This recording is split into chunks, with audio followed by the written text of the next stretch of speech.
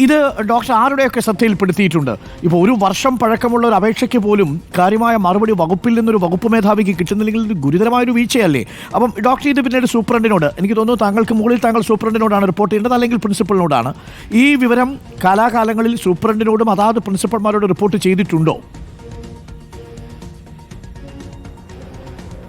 ഇത് കാലാകാലങ്ങളിൽ medical college സൂപ്രണ്ടിനോടും പിന്നെ പ്രിൻസിപ്പലിനോടും മാത്രമല്ല, അതിൻ്റെ മേളിൽ ഞാനിത് പിന്നെ മിനിസ്റ്ററുടെ PS കണ്ടപ്പോൾ അദ്ദേഹത്തിനോടും പിന്നീട് ഇതുപോലെ പിന്നെ എൻ്റെ OPയിൽ വിസിറ്റ് ചെയ്യുന്ന ഇതുപോലെ ഈ പല തലത്തിലുള്ള പല ഉദ്യോഗസ്ഥരും രാഷ്ട്രീയക്കാരോടും ഇതൊന്നും കൂടാതെ ഞാനിത് നിയമസഭ ചോദ്യം അവർക്ക് നിയമസഭയിൽ ഉന്നയിക്കുന്ന ചോദ്യങ്ങൾക്ക് ഞാൻ ഇടയ്ക്ക് ഉത്തരം കൊടുക്കേണ്ടി വരും ഡിപ്പാർട്ട്മെൻറ്റ് ഹെഡുകൾ. അതിലെ ഒരു ചോദ്യത്തിന് ഉത്തരമായിട്ട് പോലും ഞാനിത് കൊടുത്തതാണ് ഇവിടുത്തെ ഡെഫിഷ്യൻസികളെ പറ്റി. അപ്പോൾ അത് മന്ത്രിക്ക് അറിയാമായിരുന്നു എന്ന് വ്യക്തമാണ്. കാരണം ഈ ഉത്തരം സ്വാഭാവികമായിട്ട് മന്ത്രിയുടെ കയ്യിൽ കിട്ടുമല്ലോ. മന്ത്രി അത് അറിയേണ്ടതായിരുന്നില്ലേ?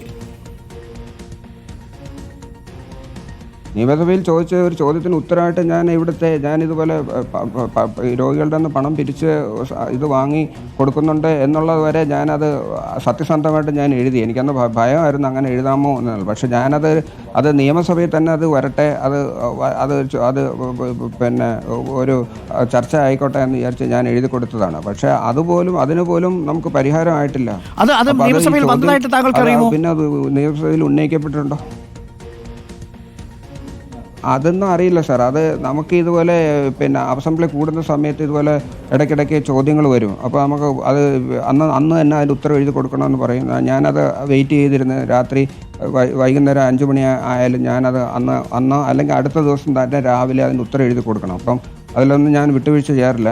അത് അന്ന് തന്നെ ഞാൻ എഴുതി അതിൻ്റെ ഉത്തരം ഞാൻ അന്നേ കൊടുത്തിരുന്നതാണ്. അതിനകത്ത് ഇങ്ങനെ ഇതുപോലെ ഒരു ഉപകരണത്തിൻ്റെ പ്രശ്നങ്ങളെ പറ്റി ചോദിച്ചപ്പോൾ ഞാനത് കുറച്ച് വിശദമായിട്ട് ഞാൻ എഴുതി മലയാളത്തിൽ തന്നെയാണ് അതിൻ്റെ ഉത്തരം എഴുതി കൊടുത്തത്. ഞാൻ ഇതുപോലെയുള്ള നമുക്ക് അനുവദനീയമല്ലാത്ത മാർഗങ്ങളിൽ കൂടെ പോലും നമ്മൾ ഉപകരണങ്ങൾ വാങ്ങിച്ചു നമ്മൾ സർജറി ചെയ്ത് കൊടുക്കുന്നത് എന്നുള്ളത് നിയമസഭയിൽ തന്നെ അറിയിക്കാം എന്ന് പറഞ്ഞിട്ട് ഞാൻ അത് എഴുതി കൊടുത്തിരുന്നു.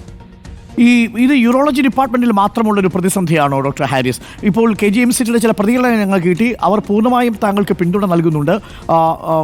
നിലവിൽ മറ്റു വകുപ്പുകളിലും ഇതേ തരത്തിലുള്ള പ്രതിസന്ധികൾ, ഇതല്ലെങ്കിൽ മറ്റൊരു രീതിയിലുള്ള സർജറി മുടങ്ങുന്നതോ സർജറി നീട്ടിവെക്കേണ്ടതോ ആയ പ്രതിസന്ധികൾ ഉണ്ടാവാറുണ്ടോ?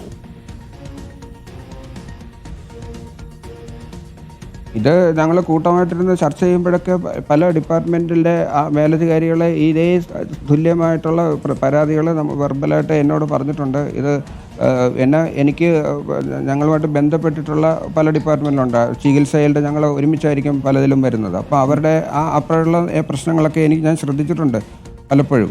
പക്ഷെ അവരൊന്നും അത് തുറന്ന് അത് പറയുന്നില്ല. അത് പറയുന്നുണ്ടോ, അവർക്ക് കൊടുത്തിട്ടുണ്ടോ, ബാക്കി കാര്യങ്ങൾ എനിക്കറിയില്ല. കാരണം എൻ്റെ ഡിപ്പാർട്ട്മെൻറ്റിൻ്റെ കാര്യങ്ങളാണ് ഞാൻ ശ്രദ്ധിക്കുന്നത്, എൻ്റെ പ്രശ്നങ്ങൾ. നമ്മളുടെ ഡിപ്പാർട്ട്മെൻറ്റിൽ ഇപ്പോൾ ഏറ്റവും ഒടുവിലൊരു, എനിക്ക് തോന്നുന്നു, ഒരു കോളേജ് വിദ്യാർത്ഥിയാണെന്ന് തോന്നുന്നു. അയാൾ ഡോക്ടറുടെ പോസ്റ്റിൽ വായിച്ചതാണ്, ഈ സർജറി വേണ്ടിയിരുന്നതാണ്, പക്ഷേ ഈ പ്രോബ് ഇല്ലാത്തത് കാരണം അത് മാറ്റിവെക്കേണ്ടി വരുന്ന അവസ്ഥ ഉണ്ടാകുന്നു. ആ കുട്ടിക്ക് വേദനയൊക്കെ ഉണ്ടായിരുന്നു. ഇപ്പോഴും ആ കുട്ടിയുടെ സർജറി നടന്നിട്ടില്ലല്ലോ അല്ലേ? ഇല്ല, നടന്നിട്ടില്ല. അതാണ് നമ്മുടെ ഒരു ചർച്ചാ വിഷയവും. നമുക്കത് പിന്നെ അത് മാത്രമല്ല, അന്ന് തന്നെ നടക്കേണ്ട ഞങ്ങൾക്ക് 2 ടേബിളാണുള്ളത്. അപ്പം ഒരു മേജർ ടേബിളും ഒരു എൻഡോ ടേബിളുമാണുള്ളത്. മേജർ ടേബിളിൽ ഒരു പ്രധാനപ്പെട്ട ഓപ്പറേഷന് അതിലായിരുന്നു ഞാൻ നിന്നിരുന്നത്. അന്ന് ഞാൻ ഹെഡ് ഓഫ് ഡിപ്പാർട്ട്മെൻറ്റ് ആണെങ്കിൽ പോലും ഞാൻ എല്ലാ ഓപ്പറേഷനും ഞാൻ കൂടെ കയറുകയും ചെയ്യുകയും അല്ലെങ്കിൽ മോണിറ്റർ ചെയ്തുകൊണ്ടിരിക്കുന്ന ആളാണ്. തിയേറ്ററിൽ നിന്ന് വിട്ടുപോകുന്നതല്ല. അന്ന് തുടർച്ചയായിട്ട് ആ കേസ് തീർന്നപ്പോൾ തന്നെ ഏതാണ്ട് ഒരു മണി കഴിഞ്ഞു. അപ്പം അത് കഴിഞ്ഞിട്ടാണ് ഞാൻ ഇറങ്ങിയത്. പിന്നെ 2 മണിക്ക് DME ഓഫീസിൽ വെച്ച് ഒരു എമർജൻസി മീറ്റിംഗ് ഉണ്ടെന്ന് പറഞ്ഞതിന് പേരിൽ 2 മണിക്ക്, അല്ലെങ്കിൽ ഈ മീറ്റിംഗ് അല്ലാതെ ഒരു ആവശ്യം ഭക്ഷണം കഴിക്കാൻ പോലും ഞാൻ പുറത്തിറങ്ങുന്നതല്ല. അപ്പോൾ ഇത് നമ്മൾ കമ്മിറ്റികൾക്ക് പോകണം, അത് നിർബന്ധമായിട്ടുള്ളതാണ്. അല്ലെങ്കിൽ നമ്മുടെ ഹയർ ഓഫീസറിന് അത് ഇഷ്ടപ്പെടത്തില്ല. അങ്ങനെ എന്നെ വിളിച്ചതിൻ്റെ അടിസ്ഥാനത്തിൽ ഞാൻ കൃത്യം 2 മണിക്ക് DME വിശ്വനാഥ് സാറിൻ്റെ മുമ്പിൽ പോയിട്ടുണ്ട്. അത് സാറിന് അറിയാം, സാറിൻ്റെ മുമ്പിലുണ്ടായിരുന്നു. ആ ചർച്ച കഴിഞ്ഞപ്പോൾ ഏതാണ്ട് 3:15-3:30 മണിയായി. അപ്പോഴാണ് ഞാൻ തിരിച്ചു വരുന്നത്. അപ്പോഴാണ് ഇതിനകത്ത് ഇത്തരം പ്രശ്നങ്ങളൊക്കെ ഉണ്ടായിരുന്നത്. അപ്പം ഇതിനകത്ത് ഞാൻ പറഞ്ഞിട്ടുള്ള ഇതിനകത്ത് നമുക്ക് ഇങ്ങനെയാണ് അന്ന് സംഭവിച്ചിരുന്നത്. അപ്പം ഇതിനകത്ത് നമുക്ക് ഓപ്പറേഷൻ മുടങ്ങി എന്നുള്ളത് സത്യമാണ്. അത് മുടങ്ങി എന്നുള്ളത് മാത്രമല്ല, അത് പിന്നെ ഒരു തുടർച്ചയായ കാര്യമാണ്. അത് മുടങ്ങുക എന്ന് പറഞ്ഞു കഴിഞ്ഞാൽ ഈ ഓപ്പറേഷൻ എല്ലാ ദിവസവും ചെയ്യുന്നതാണ്. അത് ആഴ്ചയിൽ 6 ദിവസവും ഞങ്ങൾക്ക് ഓപ്പറേഷൻ തിയേറ്ററുണ്ട്. 6 ദിവസം ഇപ്പോൾ ഒരു ദിവസം മുടങ്ങിയെങ്കിൽ ആ തുടർച്ചയായിട്ട് അടുത്ത ദിവസം മുടങ്ങും, അതിൻ്റെ അടുത്ത ദിവസം മുടങ്ങും. പിന്നെ ഈ മുടങ്ങിയ ഓപ്പറേഷൻ എല്ലാം കൂടെ ഒരുമിച്ച് വരും. അപ്പോൾ പിന്നെയും താമസിക്കും. അപ്പോൾ ഇപ്പം ചുരുക്കത്തിൽ ഈ ഒരാഴ്ചക്കിടയിൽ അങ്ങനെ എത്ര സർജറികൾ മുടങ്ങിയിട്ടുണ്ടാവും ഡോക്ടർ? അല്ല, അത് മിനിഞ്ഞാന്ന് നടന്ന സംഭവമാണല്ലോ. അപ്പോൾ ഇനിയിപ്പോൾ വരുന്ന എന്താണ്, നമ്മൾ ഓരോ 3 യൂണിറ്റാണ്, 3 യൂണിറ്റ് ഉള്ള 3 യൂണിറ്റിനും സെപ്പറേറ്റ് ഓപ്പറേഷൻ വെയിറ്റിംഗ് ലിസ്റ്റാണ്. അവർക്ക് ഏതൊക്കെയാണ് ഓപ്പറേഷൻ ഉള്ളതെന്ന് നമുക്കറിയില്ല.